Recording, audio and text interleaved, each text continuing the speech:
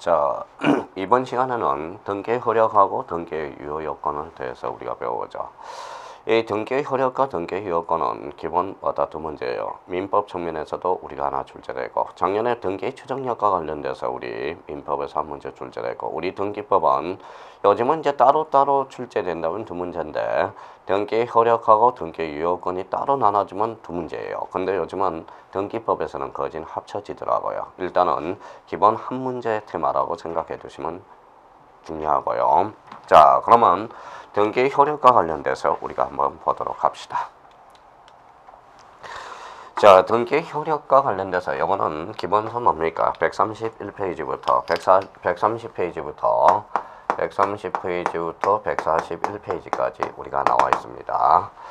자, 여기는 학습 목표가 뭐냐? 출제 빈도가 가장 높은 등기 효력과 등기 유효건에 대한 구체적인 내용을 숙지하자라는 게 바로, 그러면 등기 효력에는 뭐가 있는지, 등기 효력에는 등기 유효 요건에는 어떤 요건들을 갖춰야 되는지, 그래서 두 개의 테마 가지고 우리가 또 이 테마에 대해서 우리가 정리를 한번 해봅시다.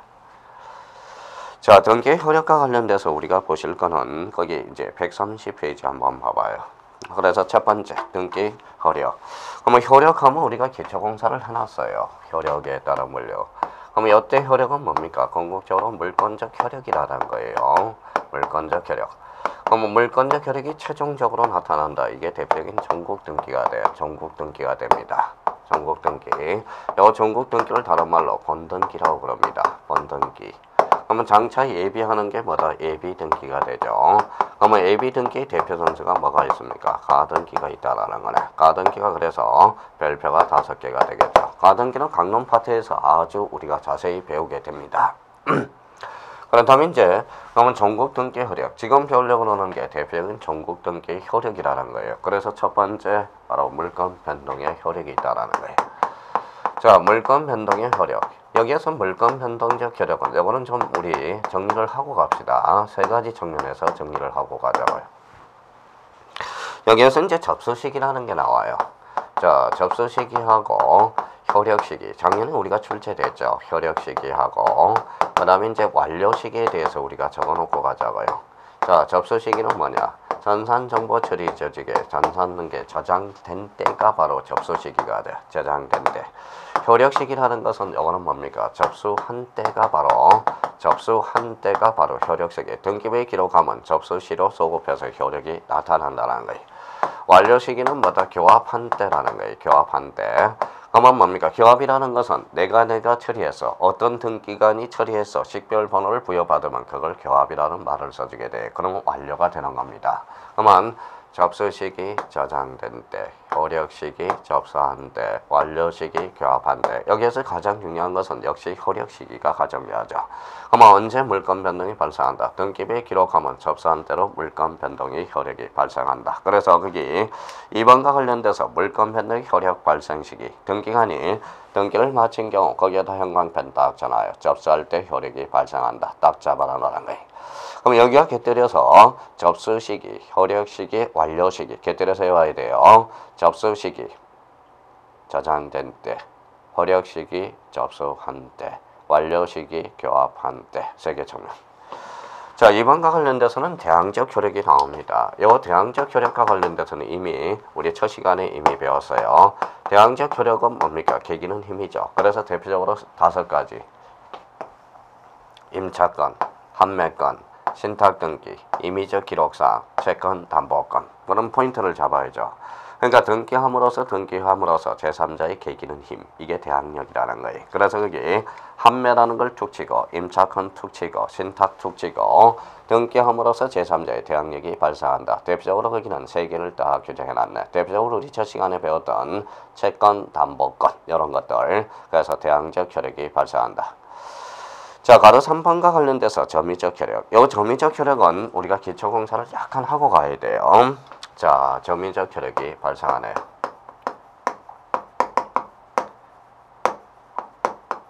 자, 점유적 효력과 관련돼서는 지난번에 기초공사를 약간 해놨습니다. 그래서 이제 등기, 자, 등기 10년이죠. 그래서 점유 10년이 아니라 등기 10년. 그거는 이제 등기취득 시효고. 그러면 등기 10년, 그 다음에 자주, 그 다음에 평온, 그 다음에 평온, 그 다음에 공연, 그 다음에 선의, 무과실. 이렇게 우리 민법 교수님한테 배웠을 거고, 선의, 무과실. 자, 대표적으로 그러면 자주, 평온, 공연, 선의는 추정받죠. 추정받으면 누가 입장해? 무효를 주장하는 반대 당사자가 입장하게 된다. 근데 여기에서 이제 한번 봅시다. 우리 등기 10년이라는 게 있고 점유 10년. 그럼 생각을 한번 해봐요. 등기하고 점유 10년은 같아요, 달라요? 다르죠. 그러면 등기 10년을 점유 10년에 뭐는 해줄 수 있다. 이걸 가름은 해줄 수 있어. 가름. 의제는 해줄 수 있어요. 이걸 간주는 해줄 수 있어. 여기 이제 뭡니까? 한자로 간주면 준이라고 그랬어요. 준이라는 것은 너라고 그랬어. 그래서 이걸 한자로 간주면 적이 돼. 그쵸? 그래서 합쳐봐요. 그래서 점유적 효력이 발생한다. 그러니까 등기 10년을 점유 10년에 가름은 해줄 수 있다라는 거야. 그래서 이런 의미로서 점유적 효력. 그래서 등기부 취득 시효는 점유적 효력이 발생한다. 그럼 여기에서 포인트 잡을 거는 245조 2항을 밑줄을 하나 딱 놓고 등기부 취득 시효. 그 밑에 점유와 같은 동그라미. 이 같은을 한자로 건치면 뭐다? 적이 돼. 그래서 점유적 효력이 발생한다. 그렇게 이제 포인트를 달아나가면 무난하다라는 걸 기억해 둘 필요가 있어요. 자, 그 다음에 이제 가로 4번에 순위 확정적 효력이라는 게 있네요. 순위 확정적 효력. 자, 순위 확정적 효력과 관련돼서는 이거는 등기부를 생각해야 돼요. 우리 등기부와 관련돼서 각구라는 게 있고 얼구라는 게 있어요. 각구. 요거는 이제 각구고 요거는 얼구입니다. 각구는 무슨 번호? 순위 번호가 되죠. 요 얼구도 순위 번호가 돼. 순위 번호가 되고. 그러면 각구하고 다툼이 벌어졌다. 같은 구는 요 번호에 따라서 결정돼요. 그래서 순위 번호가 되고 얼구는 순위 번호가 결정돼. 그러면 같은 구는 순위 번호. 각구하고 얼구하고 다툼이 벌어지면 접수장에 기재된 순서대로 한다고. 그래서 접수 번호라는 게 의미가 떨어지고 여기서 기억해둘 거는 착시 현상이 벌어지니까 조심해야 돼요. 순위 보전적 효력은 가등기 효력이야. 그러면 순위 확정적 효력이 바로 본등기 효력이 된다라는 걸 우리 머릿속에 기억을 해둬야 돼. 그러면 가로 4번의 순위 확정적 효력에서 확정이라는 포인트를 담고 권리 순위와 관련돼서 특히 니은을 갑니다. 등기 순서는 등기 기록 중 같은 구 순위 번호, 다른 구 접수 번호. 이거는 등기부의 양식 구조에서 형성되고 있다는 걸 기억해 둘 필요가 있어요. 그러면 이걸 한번 체크해 두시고 131페이지 가면 박스가 하나 정리가 되어 있을 거예요. 마지막 박스 한번 봐봐요. 대지권 뜻의 등기와 관련돼서. 그러면 구분 건물 동그라미. 건물의 대지권에 대한 등기로서 효력이 있는 등기와 잘라요. 그러면 뒤에 대지권의 목적인 토지 동그라미. 그러면 앞에는 건물이고 뒤에는 토지죠. 그러면 같은 구의 다른 구예요. 다른 구가 되죠. 그러면 뒤에 순위 번호가 아니라 무슨 번호다? 접수 번호. 그러면 우리가 이해가 됐으면 이제 속전속결로 대접이라고 해요. 대접. 대지권 등기와 관련된 뭐예요? 순위 확정적 효력은 대접. 원래는 건물과 토지는 다른 구가 되거든. 그렇게 이해해두면 편하기는 해요. 근데 앞에 건물이 생략되는 경우도 있을 가능성이 있으니까 그냥 속전속결로 대접이라는 걸 암기해둘 필요가 있어요. 그러면 순위 확정적 효력과 관련돼서 그거 같은 구 순위번호, 다른 구 접수번호와 대지권과 관련된 대지권 뜻의 등기 그걸 의미를 잡아두면 무난합니다. 그렇게 의미를 잡아두시기 바랍니다. 자, 다섯 번째 후등기 저지력이에요. 후등기 저지력.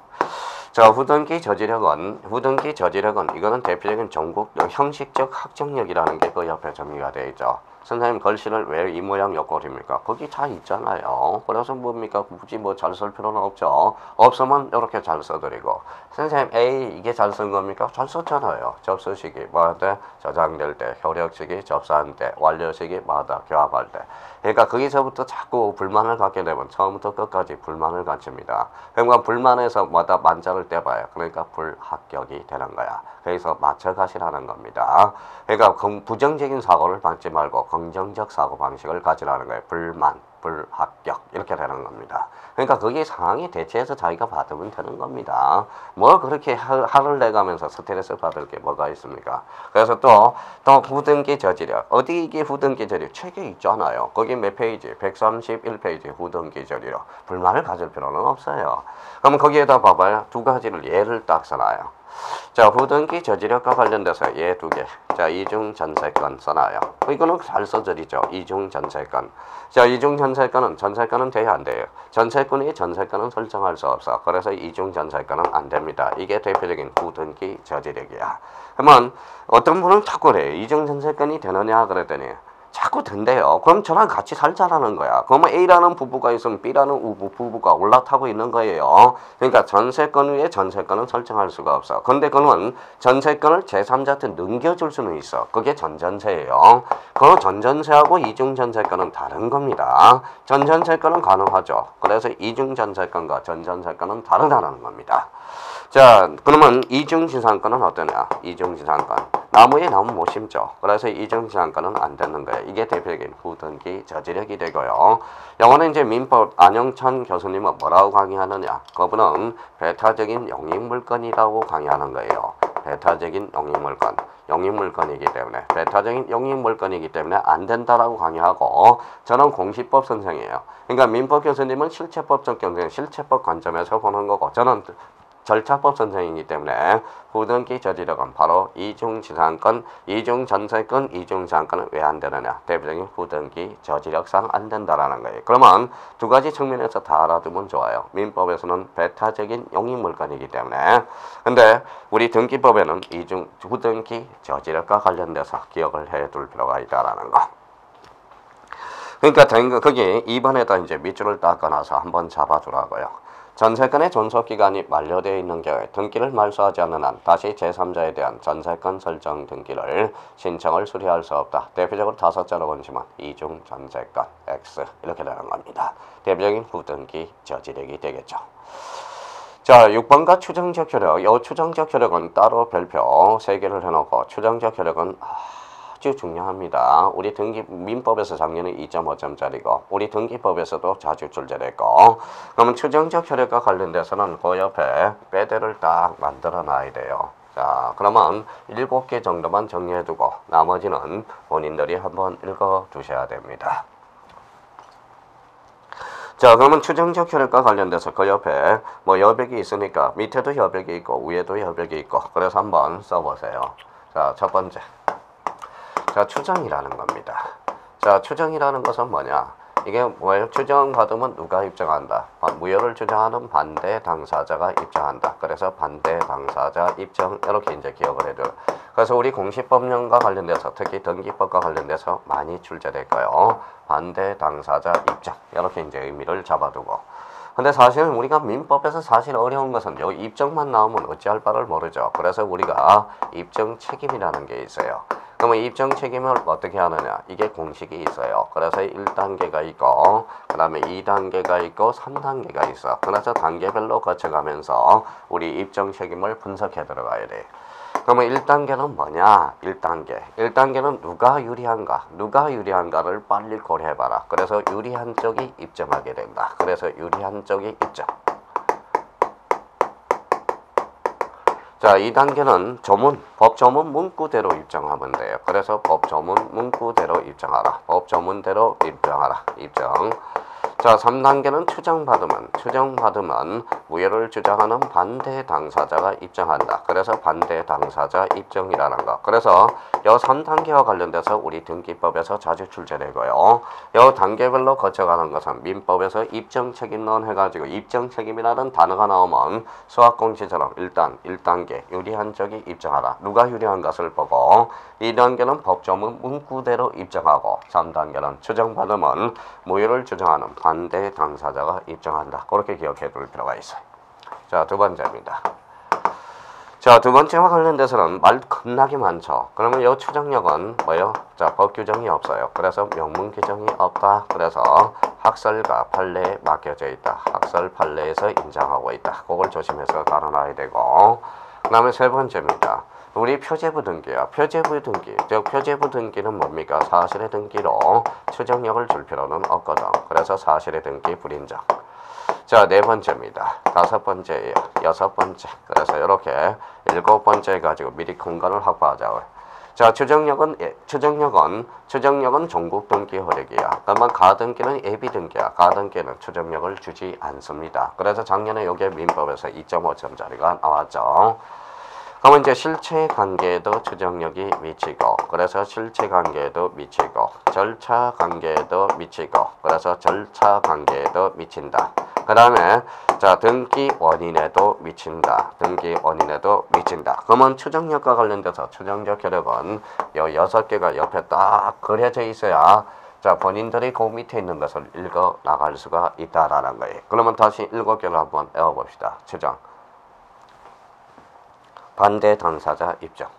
자, 명문 규정이 없고 학설과 판례에 맡겨져 있으며 표제부 등기는 불인정, 가등기는 불인정, 실체 관계에도 미치고 절차 관계에도 미치고 등기 원인에도 미친다라는 거. 그래서 131페이지 밑에 동그라미 1번 의 정도만 한번 잡아놓고 나머지는 본인한테 맡겨보겠습니다. 어떠한 등기가 있으면 그에 대한 실체적 권리관계가 존재한 것으로 추정되는 효력을 등기의 추정력이라 그런다. 그럼 등기의 추정력은 대표적으로 종국 등기의 효력이라고 그런다. 그렇게 이제 의미를 잡아두고 자 뒷장을 넘겨보면 132페이지에 팁이 하나가 있어요. 추정력은 권리의 등기에 대해서 인정하나 자신의 등기에서 인정하지 않는다. 팁 한번 표시해놓고 자 인정과 부정이 있는데 그 부정이 바로 뭡니까? 민법과 등기법에 맞물려 있는 거예요. 그러면 이런 것들을 본인이 해결하기 위해서는 대표적으로 요 7개가 머릿속에 꽉 차 있어야 된다는 걸 기억해 둘 필요가 있어요. 추정, 반대 당사자 입증. 특히 1차 볼 사람들은 입증 책임의 단계. 그래서 1위한 적이 입증하고 2단계는 법조 문제로 입증하고 3단계는 추정받은 무효를 주장하는 반대 당사자가 입증하게 된다. 자, 명문 규정이었고 학설 판례에서 인정되고 표제부 등기, 사실의 등기는 불인정, 가등기는 인정, 불인정, 실체 관계에도 추정력이 미치고 절차 관계에도 미치고 등기 원인에도 미친다. 딱 기억해 둘 필요가 있어. 그래서 그 박스 132페이지에서 133페이지 그 박스는 본인이 한번 꼭 점검해 달라는 거 부탁합니다. 자, 7번에 대해서 공신력 부정이 있네요. 공신력 부정과 관련돼서는 우리 아까 선의 취득. 그래서 자 부동산에 대해서는 불인정. 왜 불인정이냐? 부실계약과 부실등기가 나오니까 등기에 믿음을 주지 않다는 거. 근데 이제 우리 동산에 대해서는 공신력이 인정되죠. 그래서 대표적인 선의 취득으로 인정되고. 근데 여기에서 꼭 사람들이 우리가 착각하는 게 있어요. 바로 요겁니다. 자, 우리가 이제 민법 107조를 우리가 배웠어요. 민법 108조를 배웠고, 그 다음에 109조를 우리가 배우게 되고, 110조, 안 교수님한테 배웠을 거예요. 그래서 이게, 자, 아직 암기가 안 됐다고 비통하네요. 비통하고 착사. 자, 착사 죽겠네요. 그래서 비진이 어사 표시, 통정의 표시, 착오, 사기, 강박, 비통, 착사예요. 공통점은 선의의 제3자 규정이 있어. 그 선의의 제3자 규정을, 선의의 제3자 규정은 선의의 제3자 규정은 뭡니까? 공신력에 의한 보호가 아니에요. 국가가 특별히 선의자를 보호하기 위해서 국가가 특별히 규정하고 있다라는 거. 그러면 107, 108, 109, 110조는 공신력에 의한 보호다. 이미 뭐다? X가 돼요. 15회 때 출제가 된 지문이고. 그러면 우리 비통착사, 비진이 어사 표시, 통정의 표시, 착오, 사기, 강박은 선의의 제3자 보호 규정, 공신력에 의한 보호는 아니다. 거래안전을 확보하기 위해서 특별히 규정한 거라고 우리 공시법하고 민법하고 연결을 해 두셔야 됩니다. 그렇다면 이제 뭡니까? 제가 그러면 해줄 수 있는 것은 그러면 종국 등기 효력에는 물권 변동적 효력이 있다. 대표적으로 아까 물권 변동적 효력, 대항적 효력, 점유적 효력, 그 다음에 후등기 저지력, 형식적 확정력, 그 다음에 추정력, 그 다음에 공신력 부정, 요거에 대해서 7개를 머릿속에 딱 잡고 본인이 열심히 읽어보셔야 됩니다. 저는 기초를 틀은 닦아뒀어요. 틀을 닦아놓고 우물은 팠습니다. 먹는 것은 우리 더 배움 해온 여러분들이 무조건 뭐다 물은 마셔야 돼요. 그게 바로 뭐예요? 행이다라는 거 반복입니다.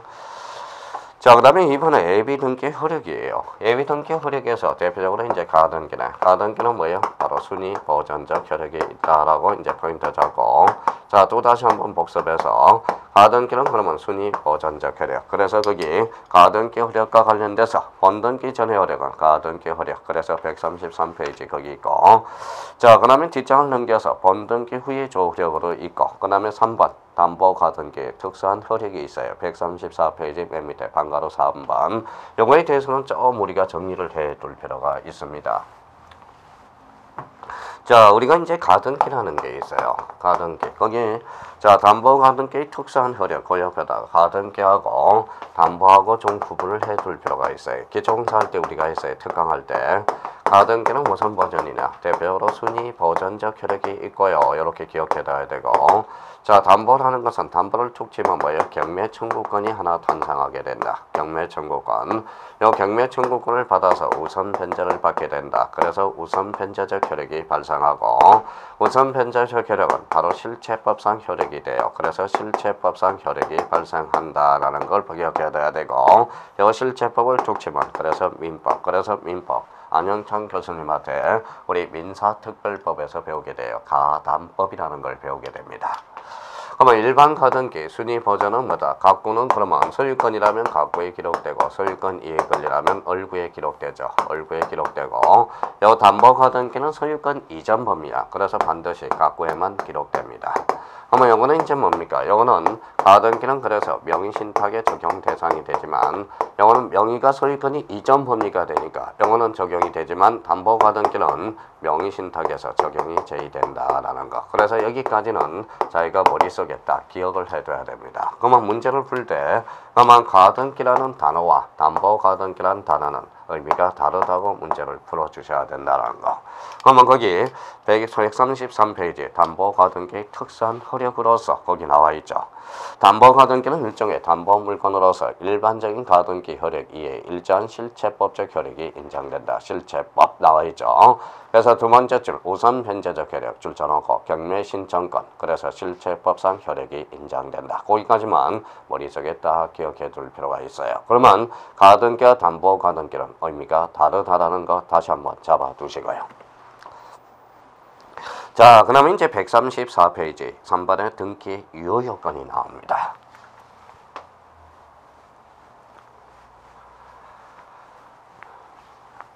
자, 일단 등기 유효 요건을 나가기 전에 일단 체계를 한번 잡고 갑시다. 자, 쓸 필요는 없고요. 뭐하러 써요? 화면으로 딱 봐서 자, 다시 뭐다 딱 돌아가서 다시는 그게 바로 동강의 뭐예요? 동강의 장점이 되는데. 자, 그러면 제가 저만 팔이 아픈 거죠. 그러면 등기 유효 요건이 되네. 자, 등기 유효 요건은 크게 두 가지가 있어요. 형식적 유효권과 실체적 유효권이 있다라는 거예요. 책에 따라서는 이제 실체라는 게 나오고 실제적 유효권이라는 게 나오는 경우. 그러면 형식이라는 것은 이거는 절차적 측면이에요. 그러면 실체라는 것은 내용. 그럼 결론적으로 뭡니까? 형기 유효권은 형식적 유효권과 실체적 유효권이 있네. 이 말을 까짓고 딛는다면 절차 내용에 뭘 가져와야 돼요? 바로 합치를 가져와야 되겠네. 그러면 원래는 합치를 가져오지 않으면 각하가 되게 돼요. 각하, 아까 언급이 됐죠. 대통령 각하가 아니라 이 각하라는 단어는 등기를 거부하는 처분이 됩니다. 요거는 대표적으로 29조에 규정을 해놨어요. 29조에 11개가 나왔는데 오늘 반드시 외울 거는 1호하고 2호 요 두 개는 외워줘야 돼요. 3호부터 11호까지는 일단 안 외운다는 전제 요건이 한다면 요 1호하고 2호 한 세트를 구분해놔야 되고 3호부터 11호까지 한 세트를 구분해놔야 됩니다. 일어나는 것은 제가 딴 집 들어갔어요. 아침에 제가 두물명이 집에서 나왔는데 저녁에 들어갈 때 딴 집이 들어갔죠. 그거는 무효야. 그게 간할 위반이잖아요. 그럼 반사의 질서가 되는 거죠. 간할 위반이 되고요.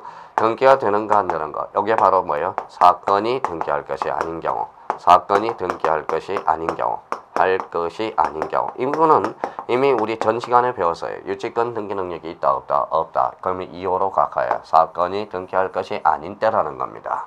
그러면 여기 2호는 등기할 사항과 관련돼서 아까 별표를 5개 놨죠. 그러면 1호와 2호는 효과는 똑같아요. 이거는 우리 민법에서 배우는 절대적 무효하고 동일한 의미를 가지고 있을 수 있어요. 그래서 언제나 당연무효가 되고 1호와 언제나 당연무효. 등기가 설사됐더라도 언제나 직권말소. 직권말소 되니까 사대질은 해봐야 되겠죠. 이의신청의 대상이 된다는 거. 그래서 1호와 2호. 자, 간할 위반 사건이 등기할 것이 아닐 때. 근데 우리가 이제 판례가 완화를 시키는 게 있어요. 이 판례가 완화를 시키고 있는데 그게 아주 중요해요. 그걸 이제 중점적으로 우리가 공략을 할 건데 많이 들어봤어요. 아마 민법에서도 많이 들어봤을 거고. 자, 들어봤을 거예요. 바로 중간 생략 등기가 있네. 아, 그렇구나. 중간 생략 등기가 여기 있구나. 그러면 모두 생략 등기가 있구나. 모두 생략 등기가 있구나. 우리가 많이 봤던 대표적으로 뭡니까? 요거 은닉행이라는 게 있어요. 은닉행. 그래서 은닉행이라는 게 있고요. 그 다음에 이제 무효등기 유형이라는 게, 여기서 나오는구나. 무효등기 유형. 이렇게 이제 감을 잡으라는 거예요. 그러면 우리 요 네 가지 파트는 민법에서도 중요하고 등기법에서도 아주 중요한 테마들이 되는 거거든. 이게 작년, 재작년에 민법에서 우리 뭐예요? 사례 문제로 출제됐고, 우리 등기법도 이미 사례 문제로 여러 번 출제됐습니다. 이 은닉행위는 바로 민법 108조 통정의 표시와 은닉행위가 곁들여졌을 때 사례 문제가 많이 출제되는 거고, 무효등기 유형은 한 번 무효는 영원한 무효죠. 그러면 무효행위를 좀 재생을 해보자. 그래서 민법에서는 무효행위 재생이라는 단어가 있죠. 일부 무효의 법리, 그 다음에 무효행위의 전환, 무효행위의 추인. 여기가 똑같은 원리대로 가고 있다는 걸 확인할 수가 있다는 겁니다. 그럼 이런 측면에서 틀을 잡고 우리가 이제 하나씩 정리해 나가보자. 자, 그러면 134페이지 밑에 석줄이 있는데 그게 이제 두 가지가 있죠. 등기 휴업권은 형식적 휴업권과 실체적 휴업권이 있다. 이렇게 이제 설루스를 해놓은 거고, 135페이지 가로 1번 형식적 휴업권 가로 안에 절차라는 의미가 잡아요. 그래서 1호는 간할 등기할 것. 그러면 간할 위반이라는 것은 안 되죠. 그래서 언제나 당연무효, 언제나 직권말소, 언제나 이의신청이다. 그러면 2번과 관련돼서 별표 5개 넣고 부동산 등기법상 등기 능력이 있을 것. 없으면 뭐냐? 2호 사유로서 각하하게 되죠. 그래서 팁이 하나 있어. 조심해놔요. 13회 때도 출제됐고 많이 출제됐어요. 그러면 간할 위반과 사건이 등기할 것이 아님에도 불구하고 이루어진 등기는 당연무효고 직권말소고 뭐의 대상이다? 이의신청의 대상이다. 그래서 우리 13회 때 한번 들어볼래요? 간할 위반은 실체관계와 부합하면 그 등기는 무효다. 어때요? X. 실체관계와 부합하든 안 부합하든 언제나 당연무효, 언제나 직권말소, 언제나 이의신청이 된다는 거. 그렇게 강조를 해도 우리가 많이 틀리고 있다는 겁니다.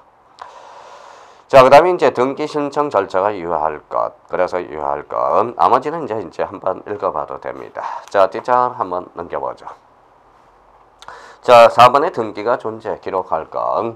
그 다음에 거기 번갈아 5번 중복 등기가 아닐 것. 여기에 이제 작년에 중복 등기, 이중 등기와 관련돼서 우리가 출제가 됐어요. 올해는 안 읽어봐도 좋습니다. 읽어보지 마세요. 읽어보지 말라는 데는 작년에 2.5점짜리라서. 작년에는 우리가 중요하다고 이야기했지만 올해는 안 읽어봐도 좋아요. 그래서 일단은 중복 등기가 아닐 것. 요 정도만 한번 잡아주시면 됩니다. 자, 그 다음에 이제 137페이지 가로 2번의 실체적 여건, 실질적 여건. 딴 책에는 이제 실체라고 나온 책도 있고 어떤 책은 실질이라는 나오는 책도 있어요. 근데 같은 말입니다. 결론은 내용이라는 거예요. 내용. 자, 등기에 일치하는 실체관계가 존재해야 된다. 그래서 그 의미가 떨어지고요. 자, 뒷장을 한번 넘겨봅시다. 그래서 번갈아 2번에 등기와 실체관계 일치 정도가 있어. 1번에 부동산 표시에 관한 일치 정도. 자, 토지와 건물이 있는데 건물에 대해서는 약간 완화해주고 있다라는 걸 니은에서 포인트, 감을 좀 잡으라고, 촉을 좀 잡아놓고, 그 다음에 이제 니은과 2번과 관련돼서 권리 변동 내지 물건행위 일치의 정도. 요 2번은 별표 하나 놓고 질적 불합치와 양적 불합치에 대해서는 우리가 설명을 한번 해봅시다.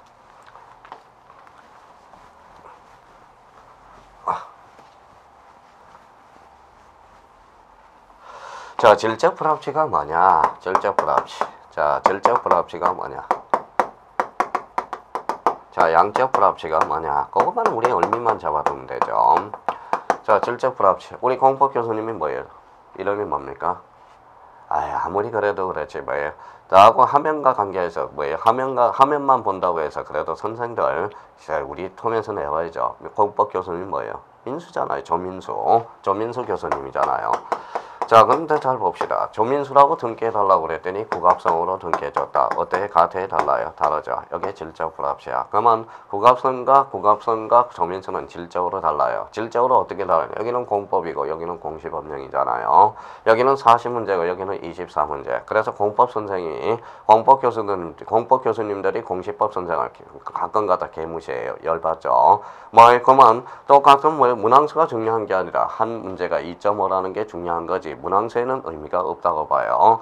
그러면 일단 조민수와 국합성은 질적으로 다르다. 그러면 질적 불합치는 그러면 결론적으로 언제나 무효가 된다라는 거예요. 언제나 무효, 언제나 들어가도 맞겠죠. 무효가 된다라는 거야. 그러면 결론적으로 이게 바로 질적 불합치야. 자, 양적 불합치는 두 가지 측면에서 우리가 한번 봅시다. 이거는 민법 교수님과 또 연관성이 있는 거예요. 여기에 이제 물건행위가 있고, 등기된 양이 있고, 양원에 따라서 한번 봅시다. 등기된 양이 있고, 물건행위가 돼서. 그러면 물건행위라는 것은 안영찬 교수님한테 뭐라고 배웠어요? 물건행위는 처분행위죠. 그럼 물건행위와 등기된 양이 뭐다? 등기된 양이 많다 한들 물건행위까지 한도에서 효과가 나타나. 왜? 물건행위가 바로 처분행위이기 때문에 그렇습니다. 이번에는 한번 봐봐요. 자, 물건행위하고 등기된 양을 봐요. 처분행위는 이만큼인데 등기된 양은 요만큼이야. 그러면 일부가 뭐냐면 싸잡아 무효다. 그래서 민법 137조 일부 무효의 법리가 형성이 되고 있어요. 그럼 당사자가 새로운 법률행위를 의혹했을 때 그게 가상적 의사죠. 그러면 등기된 양 한도 내에서 효과가 나타나고 있다라는 거예요. 그러면 결론적으로 양적 불합치는 언제나 무효다. 이러면 틀리죠. 양에 따라서 이 무효가 결정된다. 그게 포인트야. 그래서 기억의 질적 불합치 언제나 무효고 양적 불합치는 상황에 따라서 달라진다라는 거. 그러면 요 양적 불합치가 나올 때는 머릿속에 생각하면 약간 혼동할 가능성이 있으니까 저처럼 물건행위 등기된 양 물건행위 이렇게 해가지고 그림을 그려서 자기가 접목시키면 아주 쉽게 접근하실 수가 있다라는 거예요. 그러면 자, 질적 불이치, 양적 불합치 그렇게 토대를 마련해 줬으니까 그거는 본인들이 한번 잡아두시면 된다. 별표도 하나가 들어갔어요. 별표 하나가 들어갔죠. 자, 그러면 뭡니까? 우리 끝날 때는 항상 수업 들 때는 별표를 그려놓고 우리가 끝날 때는 요거죠. 요게 뭐예요? 하트잖아요. 사랑합니다. 열심히 들어서 끝날 때는 둘이는 보지 않더라도 서로 감사의 마음을 잡자고요. 감사하다 보면 합격을 하게 돼요. 자, 3번은 뭡니까? 바로 실체적 여건의 완화. 요걸 별표 3개 놓고 요 판례에서 완화해주고 있다라는 걸 기억해 둘 필요가 있어요. 그러면 내용으로 가서 거기 139페이지 1번 1번 내용 방가로 2번 자 째려봅니다. 내용이 있죠. 그럼 모두 생략 등기에 대해서 하나씩 집어보자고요. 자, 그러면 모두 생략 등기가 뭐냐? 앞에가 모두 빠졌으니까 모두 생략 등기야. 자, 그럼 모두 생략 등기가 뭐냐? A가 건물을 신축해서 미등기 전매를 했어요. 그래서 B, C, D. 그럼 이 사람이 최초로 보전 등기한 거야. 그러면 앞에가 모두 빠졌죠. 여기에 모두 생략 등기가 돼. 근데 어차피 얘가 등기되나 일단은 등기가 됐어. 그러면 만약에 등기된 걸 부정하게 되면 등록세, 세금 받은 걸 줘야 되잖아요. 그러면 그 관계는 어차피 세금만 하나 받으면 되니까 등기는 무효할 이유는 없다라는 거예요. 걸리면 처벌하면 되는 거죠. 거기에 대표적으로 민법에서 단속 규정을 배우게 된 겁니다. 그러면 결론적으로 모두 생략 등기도 결론적으로 실체관계와 부합하기 때문에 그 등기는 유효하다. 걸리면 처벌하면 되잖아요. 이게 배경이 모두 생략 등기가 돼요. 근데 모두 생략 등기는 항상 대가리에 속된 말입니다. 또 말 어느 수나 좀 하라고 또 그러지 말고. 속된 말로 대가리에 미등기 부동산이 나오면 미등기 부동산을 전전 매매했을 때 최종 양수인이 모든 등기를 하는 것 이게 모두 생략 등기가 된다는 거. 그러면 기억이 가서 대가리에 미등기 건물이라는 요 포인트를 잡으라고. 그러면 나머지는 이제 뭐예요? 그대로 자 본인이 읽어보시면 된다라는 겁니다. 자, 이번에는 중간 생략 등기입니다. 자, 중간 생략 등기에 대해서는 이거는 뭡니까? 자, 중간 생략 등기. 수강생한테 제가 이제 간혹가다 이제 강의를 하고 있을 때 민법 교수님도 있긴 하겠지만 제가 이제 오프라인에서 강의할 때 그럼 중간 생략 등기 나오면 뭐부터 포인트를 잡아야 돼요? 두 개가 사고가 이원화돼 있어야 돼. 이원화돼 있어야 됩니다. 그럼 중간 생략 등기는 이원화된다. 그럼 그 밑에다 맨 밑에다 써놔봐요. 자, 중간 생략 등기. 그러면 일단 빨리 캐치를 하시라고요. 어떤 걸 빨리 캐치하세요? 자, 등기가 이미 끝났느냐 보라고요. 이미 된 경우. 등기가 이미 끝난 사항이냐, 이미 된 경우냐, 등기를 청구한 사항이냐를 빨리 구분하셔야 돼요. 청구한 경우. 등기가 이미 끝나버려서 끝! 그러면 뭐다? 끝! 그러면 유효야, 유효. 그러니까 걸리지만 않으면 돼요. 그러면 걸리면 처분, 처벌은 가능하다는 거예요. 걸리면 안 돼요. 그러니까 이미 끝나버리면 유효하다는 거야. 근데 등기를 청구한 경우 뭡니까? 가다 걸렸어. 등기를 청구. 걸리면 뭐예요? 그러면 잡아내야 될 거 아니에요. 그렇죠? 근데 부동산 등기 특별조치법은 금하고 있어. 그러면 등기를 청구한 경우는 원칙은 무효라는 겁니다. 무효예요. 근데 예외적으로 그는 니네끼리 그러면 합의가 있었니? 그 합의 자체는 뭐예요? 무효할 이유는 없다라는 거야. 그러면 여기에 사법상 합의가 있다. 그러면 유효하다라는 거야. 그러면 합의가 있더라도 두 가지가 있을 거 아니에요. A가 B한테 넘어갔다, C한테 넘어갔다, 합의가 있다. 그러면 얘가 직접 청구하면 되는 거예요. 직접 청구. 그러면 A가 뭡니까? B한테 팔고 C가 팔아서 합의가 있는데 합의가 단절돼서 그러면 C하고 뭐에 A는 당사자가 아니야. B 걸 대의행사에서 요구할 수 있다는 거예요. 그러니까 등기 처리 문제가 달라진다라는 겁니다. 대표적으로 판례는 그러면 이 부분에 대해서는 단속 규정으로 보고 있다라는 거예요. 근데 생각을 한번 해보세요. 단 토지거래가구역입니다. 그럼 토지거래가구에서 중간생략 등기를 유효성을 인정한다면 다 중간생략 등기하지. 그렇죠? 여기는 합의가 있든 없든 언제나 무효가 된다라는 거. 아, 그렇구나. 우리 판례는 그러면 대표적으로 요거는 무슨 규정으로 보고 있다? 효력 규정으로 보고 있습니다. 자, 칠판 가렸어요. 자, 가렸어요. 그럼 두 가지가 있죠. 중간생략 등기는 등기가 이미 된 경우와 등기를 청구한 경우 원칙은 무효, 예외적으로 사법상 합의가 있을 때는 유효하다. 단 토지거래가구에서 중간생략 등기는 합의가 있든 없든 언제나 무효가 된다. 그렇게 이제 의미를 잡아줄 필요가 있다라는 거예요. 자, 그러면 이제 밑줄은 남아야 되겠죠. 그래서 140페이지 가봐요. 디귿으로 갑니다. 자, 이것으로 가니까 이 국토 계획 및 이용에 관한 법률상 토지거래 허가구역 포인트 잡고요. 자, 토지 매매 중간생략 등기는 중간생략 등기 합의가 있었다 하더라도 유효한 등기로 인정되지 않는다. 다시 반드시 잡아둘 필요가 있습니다. 그래서 그 의미를 잡아주고요. 자, 근데 C하고 C를 한번 구분해봐요. 자, 140페이지입니다. 중간생략 등기 절차에서지 이미 끝나버렸어. 이미 끝나버렸어. 중간생략 등기가 이루어졌대. 있어서는 관계 계약 당사자의 적법한 은인 행위가 성립되어 이행된 이상 다만 중간생략 등기에 관한 합의가 없었다는 사유만으로 등기가 무효라고 할 수는 없다. 그러면 등기가 이미 끝나버렸어. 등기는 유효하다라는 겁니다. 그러니까 우리 중간생략 등기 문제를 풀 때는 결론적으로 두 가지를 꼭 나눠서 생각해야 돼. 등기가 이미 된 경우하고 등기를 청구한 경우를 꼭 나눠보라는 거예요. 칠판에 기억해 줄 필요가 있어요. 자, 그러면 여기를 또 하시죠.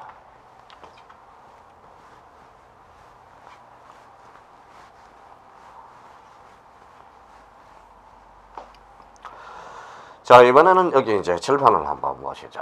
자, 여기 봐봐요. 자, A가 이렇게 관계가 있어요. A가 아버지입니다. 아버지. 참 아버지. 자, B 아들이네요. 아버지 아들. 그렇죠? 자, 아버지가 요 A를 받아 아들한테 뭐예요? 정여를 주고 싶어요. 그래서 정여죠. 그래서 정여를 뭐라고 그래요? 민법에서는 법률행위라고 그러잖아요. 그래서 우리 등기법은 이거는 등기 원인이라고 그래요. 그래서 특강할 때 한번 이야기를 했었고, 요 관계가 무슨 관계냐? 요 관계가 무슨 관계냐? 바로 실체 관계가 되죠. 실체 관계. 그래서 실체 관계. 자, 이번에는 근데 아버지가 정여를 주려더니 세금이 너무나 안 나가는 거야. 그래서 아들아, 우리 짜자, 마자, 매매하자. 그렇죠? 매매. 등기 원인이거든.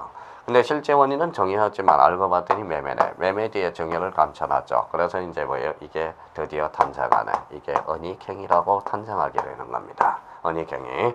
그게 바로 실제와 다른 등기 원인이라는 겁니다.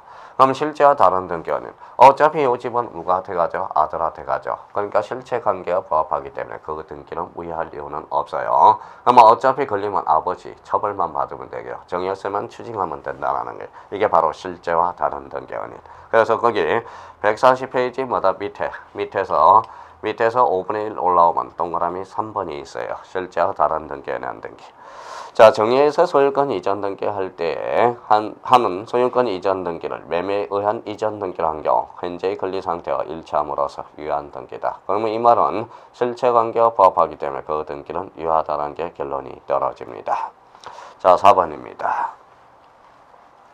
자, 4번은 이제 무효등기 유형이라는 게 떨어져요. 무효등기 유형이라는 게.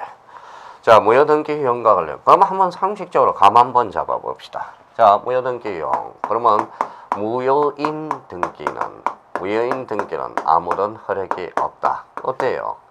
그러면 무효인 등기가 아무런 효력이 없다. 이라고 그러면 뭐예요? 없다 이러면 무효등기 유형을 배울 필요는 없죠. 그러면 무효인 등기는 아무런 효력이 없다. 이러면 X가 되죠. X가 돼요. 그러면 무효인 등기는 효력이 있으니까 유형을 할 수 있네. 그러면 우리 아까 등기 효력 중에서 무효인 등기라도 설사 등기가 되면 두 가지 효력은 발생해요. 바로 추정력이라는 게 발생하고 그 다음 후등기 저지력, 형식적 확정력이라는 게 발생하게 됩니다. 그러면 다음 중 등기 효력 중에서 무효인 등기라도 효력이 발생한 것을 골라라. 그러면 추정력과 후등기 저지력, 형식적 확정력. 그러면 A가 등기됐다. 그러면 A가 틀사 등기됐더라도 무효인 등기라도 A가 일다 등기되면 그렇게 추정력이 발생해요. B가 제 아무리 등기 원인이 없이 A를 제쳐놓고 등기를 할 수가 없다라는 거예요. 이게 바로 후등기 저지력, 형식적 확정력이 탄생하게 되는 거네. 자, 여기에서 그러면 기억해 둘 거 한번 봅시다. 자, 그러면 이제 우리가 등기는 바로 표제부, 사실의 등기라는 게 있고요. 표제부 등기, 이해하겠죠? 권리의 등기, 갖고 월구의 등기가 있어. 권리의 등기. 그러면 표제부터 잡아볼까요? 자, A가 집이 있다. A가 집이 있는데 전부 불탔어. 불탔으면 무슨 등기하죠? 멸실 등기하죠. 그 자리에다 노란 집을 줬어요. 그럼 같아야 달라요? 다르죠. 그러면 흰집 표제부를 노란집 표제부로 이용할 수는 없다. 그럼 사실의 등기는 불인정된다라는 의미가 떨어져요. 그러면 권리의 등기는 요거는 이용할 수 있어요. 누가 없어야 되든 제3자가 없는 한 이용할 수 있다라는 거야. 요거는 좀 약간 부연 설명을 달아봅시다. 제3자가 없어야 돼요. 자, 그렇다면 여기 봐봐요. A가 B한테 저당권 1억을 설정해놨다. 1억의 저당권을 설정해놨다. 그래서 이제 어느 날 A가 돈을 벌어서 B한테 돈을 갚아서 요 저당권 설정 등기를 그러면 말소를 해야죠. 말소를 하지 아니한 상태에서 요 저당권은 뭐예요? 무효등기라는 거야. 무효등기라는 거예요. 근데 A가 갑자기 1억이 또 필요해. 그래서 자, 저당권자야. 내가 또 1억이 필요했는데 저번에 돈을 갚은 거 그 저당권 등기를 내가 이용해서 무효등기를 이용해서 나 1억을 구하다오. 그래서 무효등기를 이용하게 되는 겁니다. 근데 요 저당권을 투자로 건치면 권리잖아요. 권리의 등기. 그러면 요 중간에 누가 없으면 돼요? 제3자가 개입이 안 된다면 권리의 등기는 이용할 수 있다라는 거예요. 제3자가 없는 한 이용할 수 있다라는 게 탄생하게 됩니다. 그런 측면에서 우리가 보시면 돼요. 그러면 무효등기 이용과 관련돼서 오른쪽 가보죠. 자, 오른쪽에 범위라는 게 있어요. 범위. 그래서 오른쪽 141페이지 D급 범위. 갖고 월구 인정, 표제부 불인정. 그러면 4번에 권리의 등기에 대해서만 인정된다. 권리의 등기라도 누가 없어야 되냐? 제3자가 없어야 돼. 그게 바로 B의 포인트가 되고요. 표제부 등기는 자, 부동산 표시에 관한 등기로서 인정되지 않는다라는 거예요. B번에 자, 신청한 건물에 멸실된 건물이 그 자료 위치, 구조, 기타 면에 있어서 상호 같다 하더라도 걸어서 신축된 건물에 멸실된 건물과 동일한 건물이라고 할 수 없으므로 이미 멸실된 건물의 등기부를 멸실 후에 신축한 건물의 소유권 보전 등기를 이용할 수는 없다라는 거예요. 결론적으로 그러면 표제부 등기는 이용할 수 없다. 결론이 그렇게 나옵니다. 자, 그렇다면 우리가 이제 130페이지에서 140페이지, 141페이지까지 본 게 바로 요거였습니다. 그러면 다시 한번 점검해 놓고 등기 효력 및 등기 유효권. 그러면 여기에서 등기 효력, 아까 7개 효력이 머릿속에 떠올라야 되고 등기 유효권과 관련돼서는 형식과 그 다음에 형식적 유효권과 실체적 유효권이 있다고 그랬죠. 대표적으로 자, 요 유효권을 완화한 게 4가지가 있었죠. 중간 생략 등기, 모두 생략 등기, 그 다음에 자, 실제와 다른 등기 원인, 구체적인 언익행위가 있을 거예요. 그 다음 무효 등기용, 사실의 등기는 불인정, 권리의 등기는 인정. 권리의 등기라도 누가 없어야 돼요? 제3자가 없을 시만 인정된다. 그렇게만 포인트 잡아준다면 요 강의도 무난하게 우리가 문제를 접근해 들어갈 수 있습니다. 자, 쉬었다 하죠.